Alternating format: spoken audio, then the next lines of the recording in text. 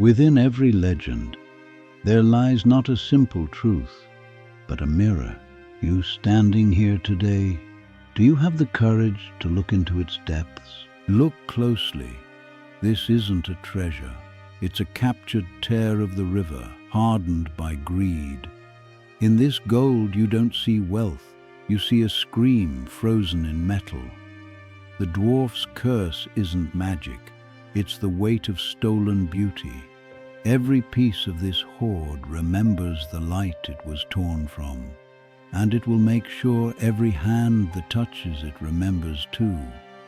Our first lesson from the shadows: some things are beautiful because they belong where they are.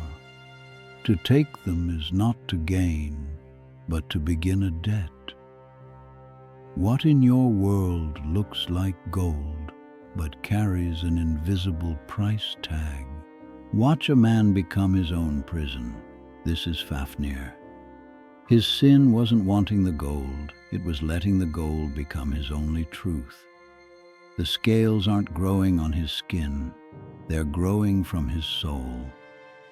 This is what happens when your desire shrinks your world to the size of a treasure chest. You don't need magic for this. Look around. We create dragons every day, not with scales and fire, but with closed hearts and endless want. The monster is never the first step. It's the 1000th.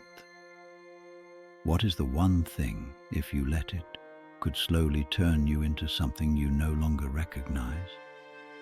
And here, the next thread is woven, the young hero and the old schemer. Look at their faces.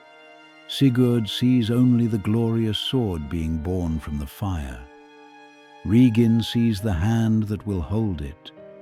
This is how tragedies are built, not with a single evil act, but with a good intention placed in a poisoned garden. The mentor doesn't teach the student to be a hero. He teaches him to be a weapon. And the most dangerous part? The student is grateful for it. How many of our own destinies were handed to us by someone with a secret map? How do you know if the path you're on is yours, or just the one you were told to walk?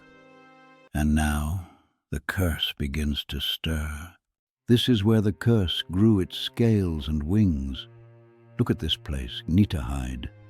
It's not a lair, it's a tomb with a heartbeat. The dragon Fafnir doesn't guard his treasure, he's fused with it. Every coin is now a scale on his body. Every jewel was a spark in his eye of greed. This is where desire becomes your entire world, until the world disappears and only the desire remains. We think dragons hoard gold, but the truth is worse. The gold hoards the dragon. It keeps him here heavy, alone, a prisoner of his own wanting. What in your life has such power over you that it could turn your world into a single small point? The hero kills the monster. That's the story, but look closer. The dragon's eye, do you see rage or do you see relief? Sigurd's face, is it courage? Or is it the terrifying clarity of someone who has no other choice? This isn't a victory of good over evil. It's a collision between two kinds of destruction. One slow from greed, one swift from a sword. When we fight monsters, we must ask, am I saving the world or just replacing one kind of violence with another? And what part of the monster's nature might I carry in my own heart as I strike? He tastes the dragon's heart, and the world speaks. The bird's whispers aren't just secrets, they're truths that have always been there, waiting for someone willing to pay the price to hear them. And the price is this: to know the truth, you must consume a piece of what you destroyed. Your wisdom is forever mixed with the essence of your violence. Sigurd now knows Regin will betray him. but this knowledge is poisoned at the source. Is it power to know the future, or is it a new kind of prison? When you learn a painful truth about someone close to you, does it set you free, or does it trap you in the silent space between knowing and acting? Here, in a ring of fire meant to imprison her, he finds her. Not a monster to slay, but a warrior in enchanted sleep. Sigurd doesn't conquer Brynhild, he awakens her. And in that first shared glance, something rare happens. Two equals recognize each other. This isn't love at first sight. It's destiny at first recognition. The fire around them isn't just magic. It's a symbol. It's the barrier the world puts around anything too powerful, too true.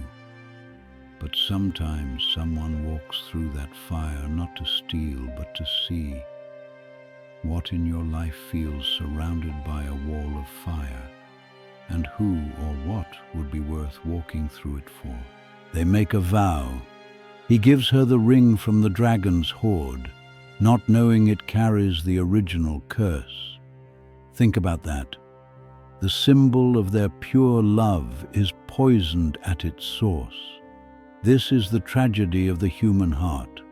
We try to build something new with the broken pieces of the old world. We promise forever, using words that have betrayed others. We offer rings that have witnessed greed. Is any promise ever completely free from the past?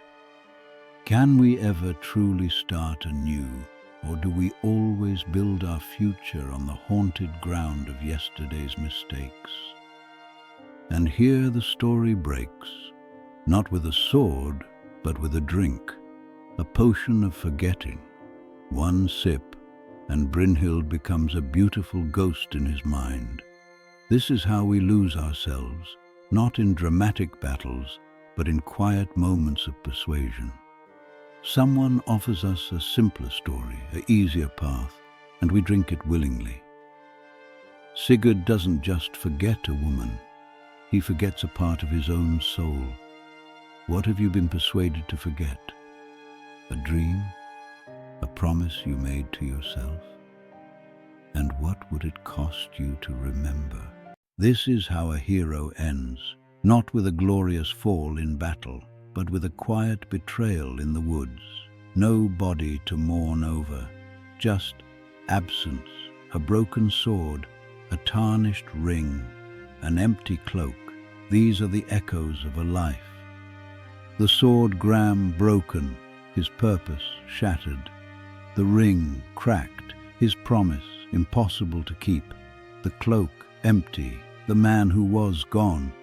We build our lives on symbols, our work, our vows, our identity. What happens when they break? What remains of us when the things that defined us are gone? Brynhild learns the truth. The man she loved didn't abandon her.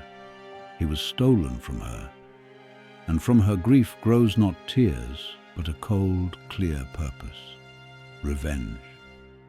But her revenge isn't just murder. It's a ritual. She returns the cursed ring to the broken hero, completing the circle.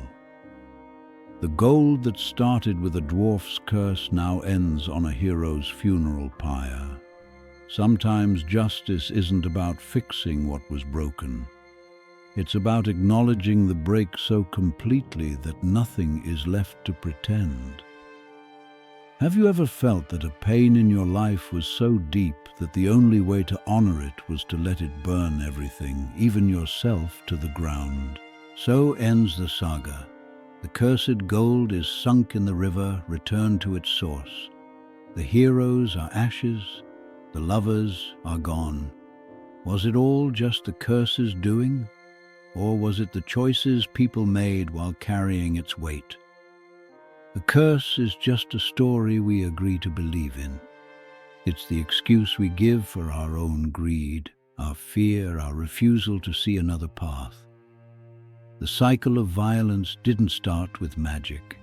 It started with a choice to take what wasn't ours. and it ends when we choose to stop.